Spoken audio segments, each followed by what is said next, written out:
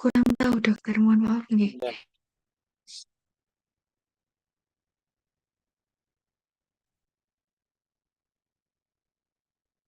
Yuk, sudah ya.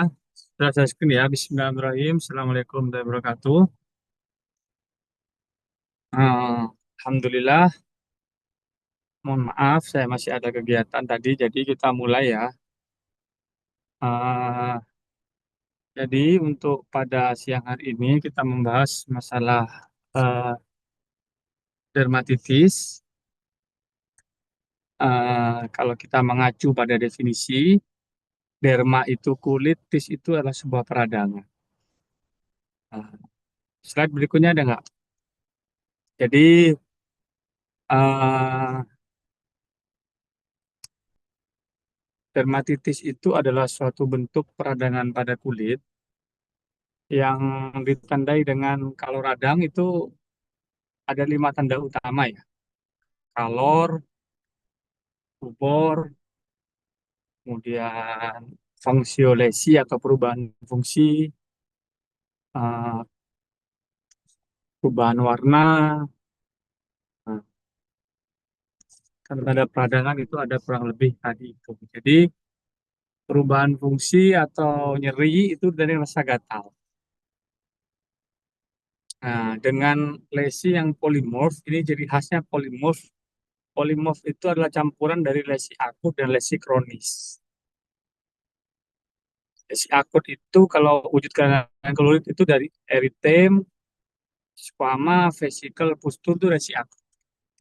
Kalau yang kronis itu squama bisa jadi, terus penebalan lichenifikasi. Jadi kalau dermatitis itu lesinya campuran antara lesi akut dan lesi kronis.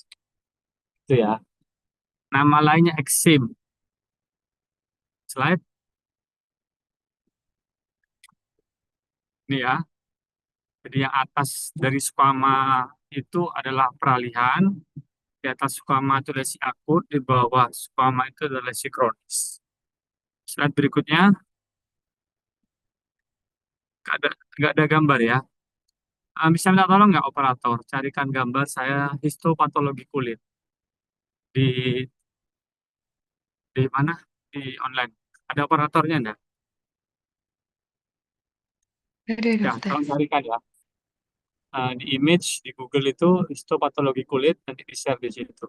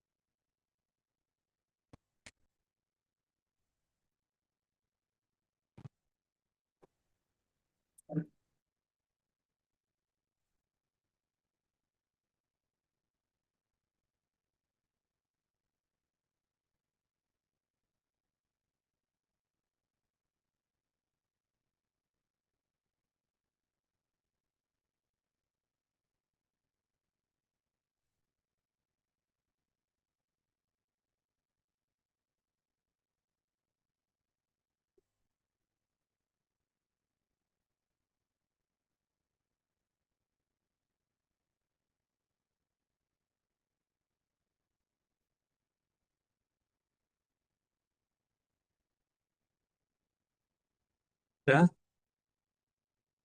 itu di zoom ya, digedein. Nah, jadi ini struktur kulit ya. Itu kita tahu lapisan ada epidermis, eh, ada dermis.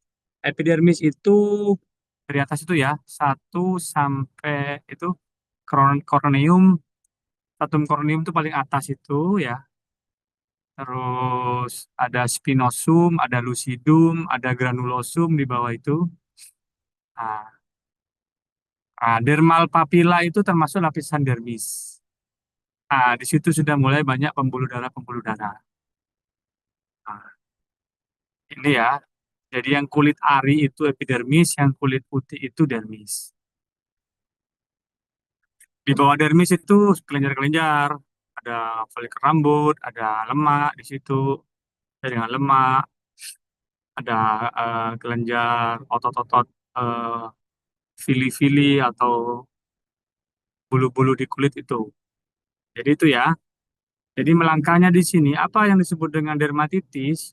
Berarti adanya perubahan di situ, adanya peradangan di situ. Peradangan apa? Pembuluh darahnya melebar. Yang di dermal itu banyak pembuluh darah itu melebar dia. Pembuluh darah melebar tandanya apa? Merah, kulitnya merah. Pembuluh darah melebar itu nanti ada eksudasi cairan keluar di situ. Nah, jadi nanti jadinya hmm, status wujud kelainan kulitnya adalah eh, vesikel atau bulah. Nah, cairan keluar di situ. Terus bagaimana kalau sudah sampai skuama? Berarti skuama itu stratum korneumnya menebal. Jadi sisik, bahasa awamnya sisik. Nah, jadi menebal di situ sudah jadi eh, tanda-tanda radang. Kronis likenifikasi, papila deritisnya menebal. Karena adanya radang yang lama, kronis sifatnya terus-menerus, akhirnya menebal. Jadi segala macam perubahan di epidermis dan dermis yang sifatnya peradangan dengan lesi yang polimorf itu namanya dermatitis. Ya, paham ya? Ada yang bertanya sampai di sini? Ini basicnya di sini dulu, anatomi dulu, sama histologi dulu. Ada yang bertanya sambil sebelum lanjut? Mungkin belum ada dokter. Belum Mungkin ada bisa ya. dilanjutkan. Iya. Lanjut dulu ke PowerPoint lagi. Coba yang tadi PowerPoint.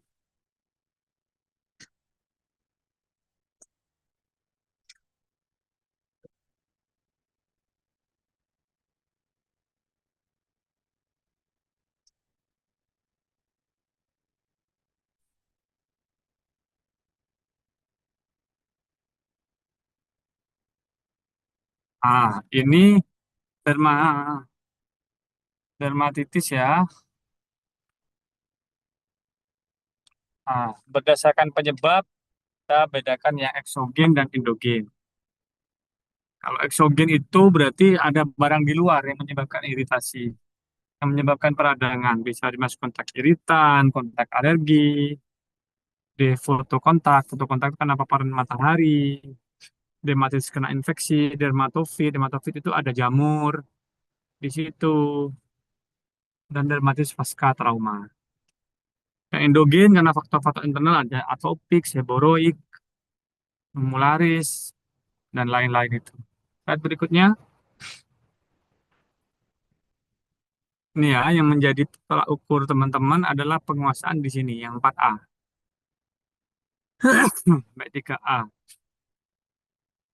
Oke, slide lanjut. Ini atopik yang paling sering ini. Tadi kita gambarannya di sini.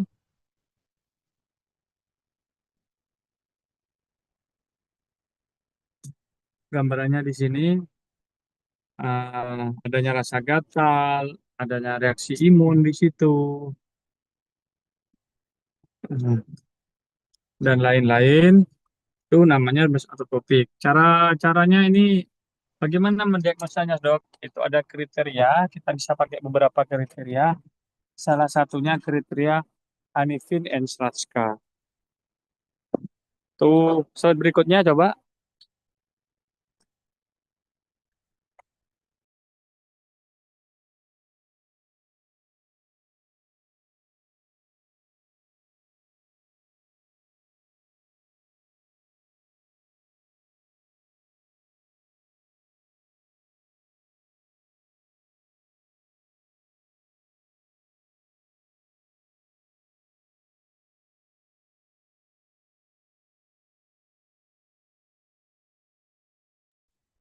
Ini sebabnya ya, genetik, imunologi, kemudian faktor-faktornya, dan yang penting itu adalah gangguan pada barrier kulit.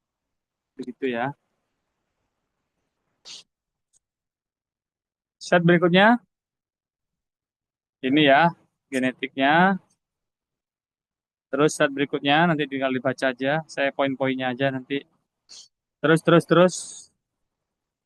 Terus lagi. Terus, terus. Terus, terus. Nanti kita sebelum ke situ. Terus. terus, terus. Nah, ini.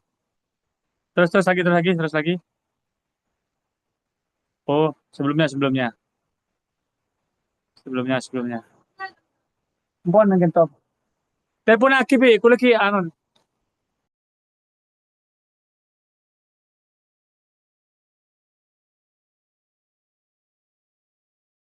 Jadi ada namanya kriteria Hanifin and Rajka. Jadi yang pertama gejalanya adalah gatal, kulitnya kering, dan lesinya akutnya bisa akut, subakut, dan kronis. Nah, tadi sudah dijelaskan sebelumnya, ada faktor genetik juga di situ. Jadi poinnya ada di sini. Ada lesi kulit, faktor genetik, ada lesi mayor, ada lesi minor. Set berikutnya. Nah, ini kalau pada anak kecil itu ciri khasnya begini. Pada anak infantil itu lesinya di wajah, di kepala, sifatnya eksudatif. Pada anak-anak itu biasanya daerah flexor, pada dewasa daerah extensor. Jadi itu gambaran klinisnya, slide. Nah, ini ya. Pada anak-anak itu di wajah, pada bayi, pada anak-anak di flexor, pada dewasa di extensor. Itu pada anak dorsal flexor. Slide. Nah, ini Hanifin and Raska. Tiga mayor dan tiga minor. Jadi kalau ada tiga mayor, ada gatal, ada ras di daerah spesifik seperti tadi, kemudian ada tiga seperti ini, ada riwayat atopik asma. Set berikutnya,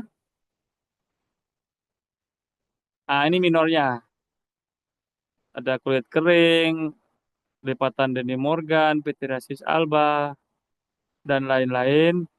Kalau ada tiga tadi dan tiga ini, mayor dan tiga minor, itu masuk dalam kriteria diagnosis dermatis atopik.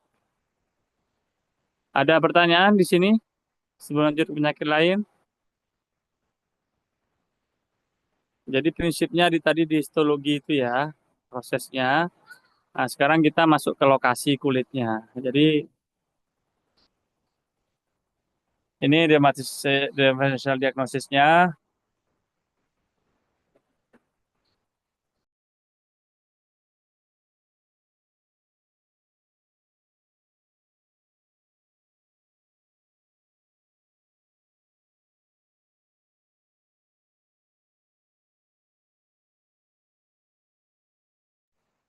Oke, tesnya ini untuk menyingkirkan differential diagnosis, Gram, KUH, dan Zang test. Dan IgE untuk memastikan. Komplikasi, ini kalau gatalnya berlebihan bisa kena mata, bisa infeksi, bisa erythroderma atau dermatitis exploitativa. Slide. Treatmentnya ini ya, jadi karena kulitnya kering, kita perlu hidrasi kulit, diberikan steroid, oralnya antihistamin. Slide. Ah, sudah ya. Atopik, sekarang kita melangkah ke dermatitis kontak.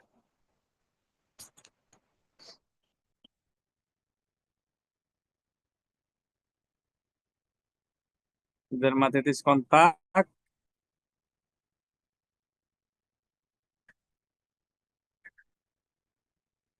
apa dermatitis kontak itu? Sama radang juga karena disebabkan faktor eksogen, adanya kontak. Dibagi berapa? Dermatitis kontak itu dibagi dua, kontak alergi dan kontak iritan.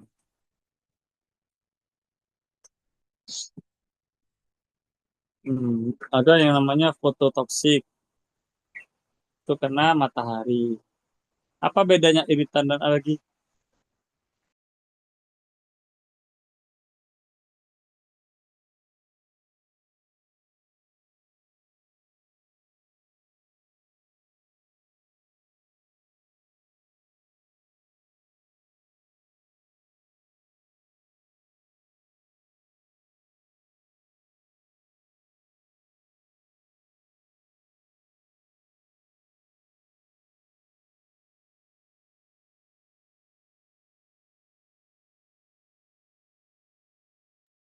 Jadi itu ya saat berikutnya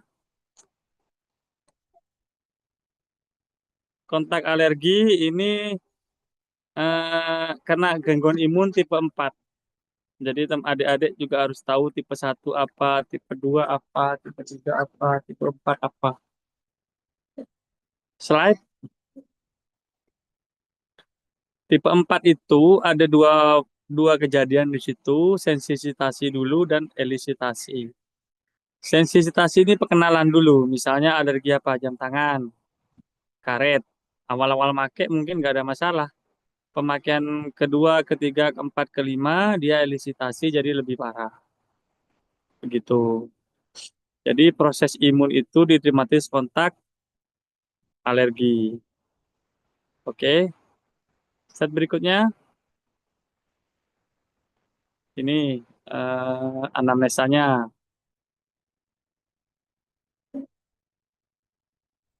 Adakah riwayat pemakaian bahan-bahan kimia?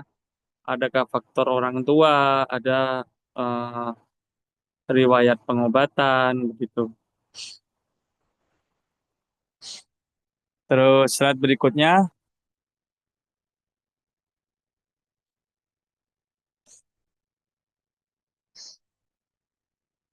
ini di daerah lokasinya tergantung daripada lokasinya. Bisa kan di sekitar mata karena kosmetik, bisa di leher. Slide. Ah ini ya, yang itu karena deodoran itu, yang di ketiak itu, di tangan tuh kena bahan-bahan kimia.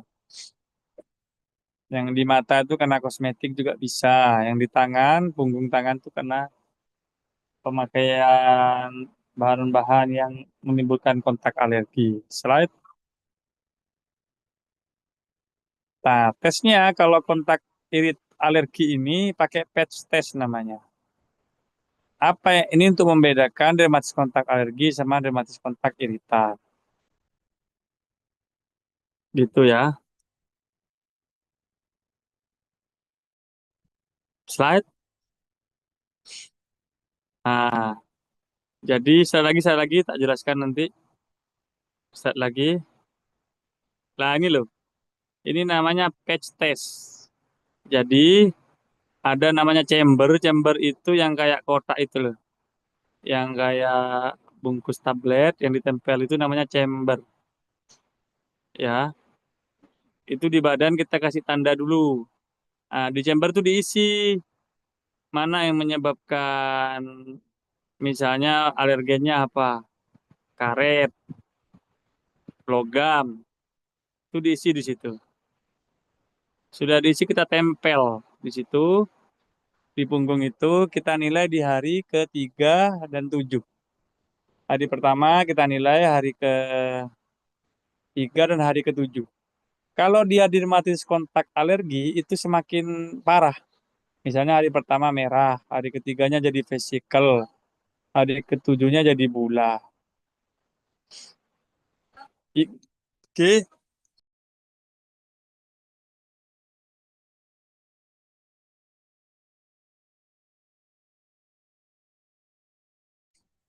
jadi kontak alergi. Kalau dia dioles itu, misalnya awalnya vesikel, dapat hari ketiga jadi cuman membaik lesinya, itu iritan. Karena tidak ada reaksi imunologi di situ. Jadi itu ya bedanya ya, lemas kontak alergi dan iritan. Slide. Nah, ini bacaannya nih.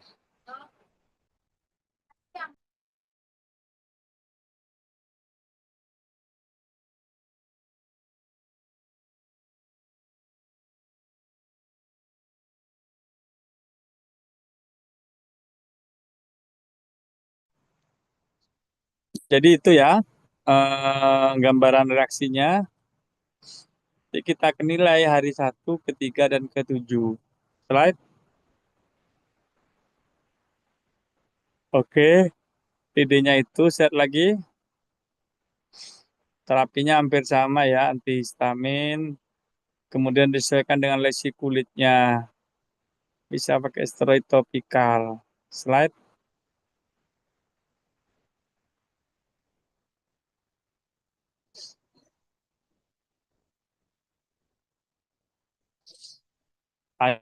ICD, oke. Slide lagi.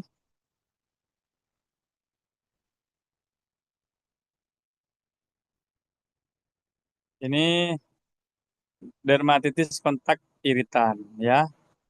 Kalau tadi berhubungan dengan imunologi, kalau ini adalah damage cell membrane, kerusakan langsung menyebabkan denaturasi epidermal dan efek sitotoksik. Jadi kerusakannya itu direct gitu. Slide. Karena faktor eksogen macam-macam sebabnya.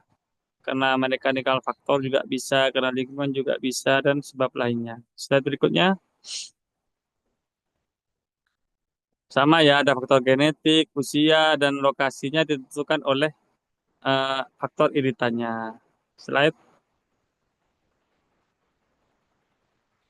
Tipe-tipenya ini ya, reaksi iritan, ada akut ICD, ada delayed akut iritan. Nah, ini tipe-tipenya. Slide. Nah, ini contohnya dermatitis venenata. Ini karena gigitan serangga ini. Gigitan serangga dalam 24 jam langsung jadi alergi. Langsung jadi, sorry, jadi langsung dermatitis. Ini nggak ada faktor alergi ya, ini faktor iritan. Penetrasi langsung, cuman karena toksinnya itu delay, baru muncul 48 hari. Slide.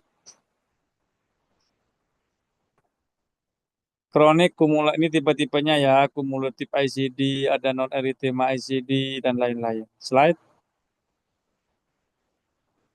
Nah, ini nih, iritan nih. Jadi langsung kayak bahan kimia gitu langsung merusak. Dan kerusakannya semakin lama, kalau tidak ada paparan lagi, semakin lama semakin membaik. Makanya kalau di tes patch itu membaik lesinya. Kalau tidak ada paparan berikutnya. Slide.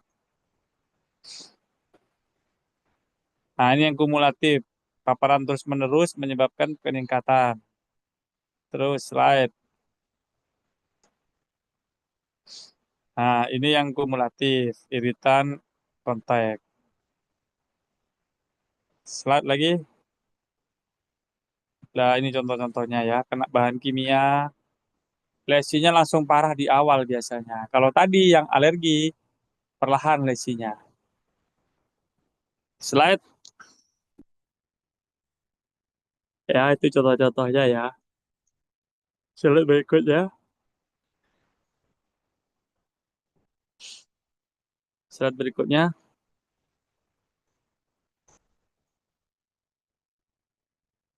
Slide. Terapinya hampir sama ya. Cari penyebabnya, lindungi, dan pemberian sesuai dengan lesi. Kalau basah kita kompres, kalau kering kita kasih pelembab. Sesuai kondisi lesi. Slide. Ini tadi udah ya, tiga ya berarti ya. Atopik, kontak alergi, kontak iritan. Lanjut yang paling sering lagi rematis popok ini. Slide. Nah ini. Am- Kalau definisinya sama ya. Kalau radang di kulit di area popok. Lesinya bisa sama, akut sampai dengan kronis. Begitu. Slide. Ini nama-namanya ini. Banyak sebabnya ini. Slide. Gambar, langsung gambar. Ini ya sebab-sebabnya adanya gangguan barier, adanya interaksi pada daerah popok, dan lain-lain. Slide. Sebabnya bisa karena kotoran, defisiensi zinc, kemudian sabun kimia, antibiotik, dan lain. Slide. Ini bentuknya nih. Di daerah popok.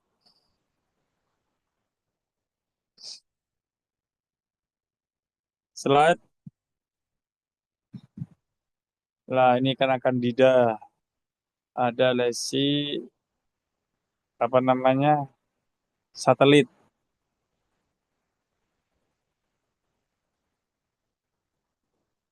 Terus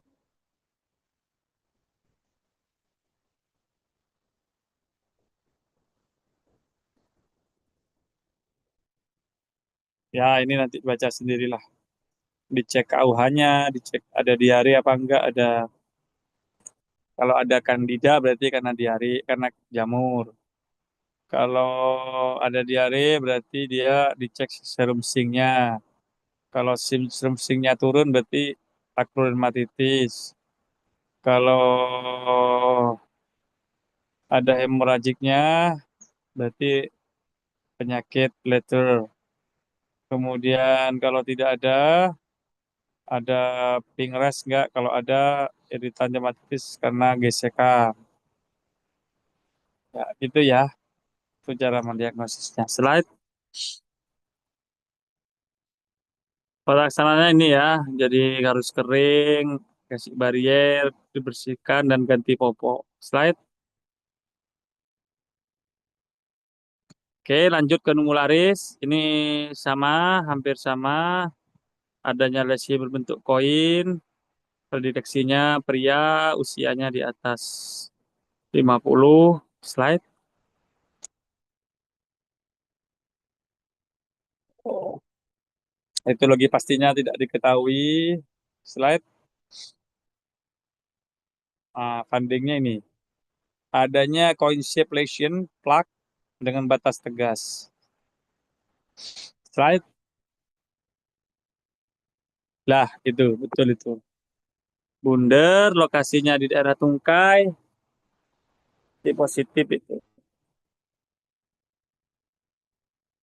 Slide. Ini mirip dengan jamur ini. Slide lagi. Ini dikenifikasi ini. Lichen simplex kronik ini. Terus slide. Ini caranya untuk menyingkirkan diagnosis dengan patch test, sisto PA, KUH, dan gram. Slide. Itu DD-nya ya. Slide lagi. Treatmentnya hampir sama. Kalau kering pelembab, kalau merah kortikosteroid dan pelembab. Slide.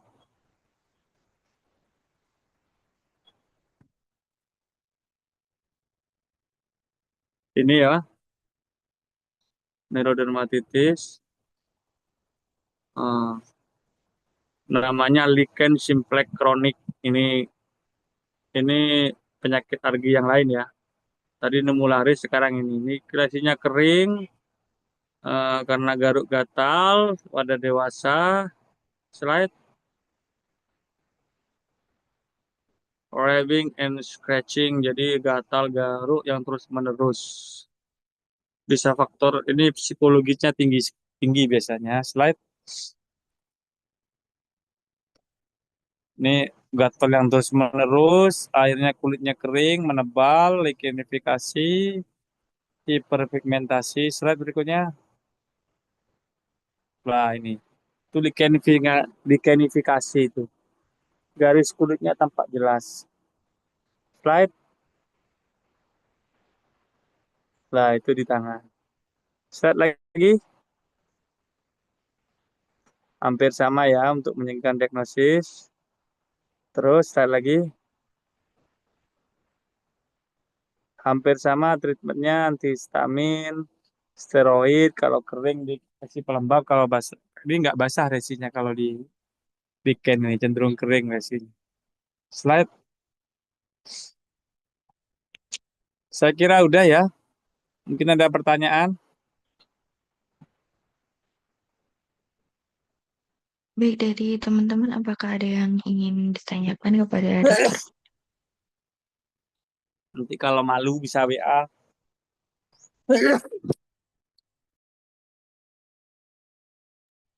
Mungkin belum ada dokter. Nanti jika ada, mungkin lewat saya nanti saya yang menanyakan ke dokter. Mungkin seperti itu, dokter. Ya, oke, lanjut. Silakan. Terima kasih. Saya selesaikan dulu ya. Terima kasih.